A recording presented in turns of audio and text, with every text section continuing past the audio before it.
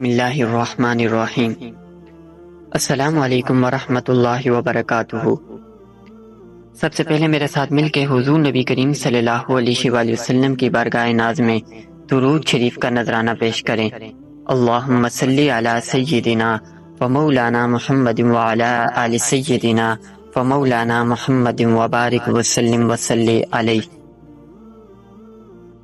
سامعین و ناظرین، آپ سن رہے ہیں پاک مسلم وائس۔ آج کا ہمارا موضوع ہے نیک بخت باپ اور بدبخت اولاد کا واقعہ۔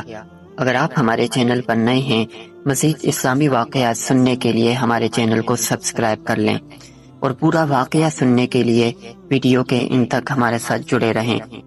ابن کثیر میں ہے، ایک شخص بڑا نیک اور سخی تھا۔ اس کا باغ تھا، وہ اللہ تعالیٰ کے حق کو ہمیشہ ادا کرتا تھا۔ اس باغ کی پیداوار میں سے اپنے بال بچوں اور باغ کے خرچ نکال کر باقی پیداوار کو اللہ تعالیٰ کے راستے میں خرچ کر ڈالتا تھا۔ اس لیے اللہ تعالیٰ نے اس کے مال میں بڑی برکت دے رکھی تھی۔ اس کے انتقال کے بعد جب اس باغ کی وارث اس کی اولاد ہوئی تو باپ کے اس خرچ کا حساب کیا تو بہت ٹھہرا۔ ان لوگوں نے آپس میں مشورہ کر کے یہ طے کیا کہ حقیقت میں ہمارا باپ بڑا ہی بے وقوف اور نادان تھا، جو اتنی بڑی رقم مفت خوروں، غریبوں اور مسکینوں کو بلا وجہ دے دیا کرتا تھا۔ لہٰذا ان غریبوں کے حق کو روکیں اور ان کو کچھ نہ دیں تو ہمارے پاس بہت مال جمع ہو جائے گا اور ہم سب مالدار ہو جائیں گے۔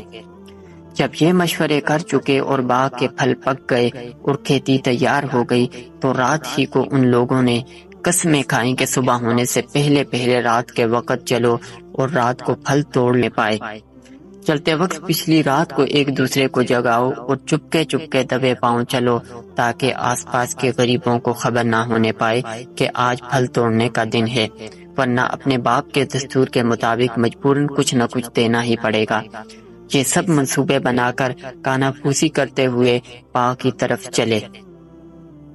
ادھر ان کے پہنچنے سے پہلے ہی اس باغ پر خدا کا عذاب آیا اور آگ نے جلا کر خاکستر کر دیا۔ نہ وہاں کوئی درخت رہا اور نہ سرسبز لہلہاتی کھیتیاں رہیں اور نہ پھل پھول رہے، سوائے راکھ کے جلتے جلتے ڈیروں کے سوا کچھ بھی نہ تھا۔ ایسا معلوم ہوتا تھا کہ کبھی یہاں باغ تھا ہی نہیں۔ جب یہ لوگ وہاں پہنچے اور یہ ماجرا دیکھا تو ہکے بکے ہو کر کے رہ گئے اور حیران اور پریشان ہوئے۔ پھر آپس میں کہنے لگے، ہم راستہ بھول گئے ہیں۔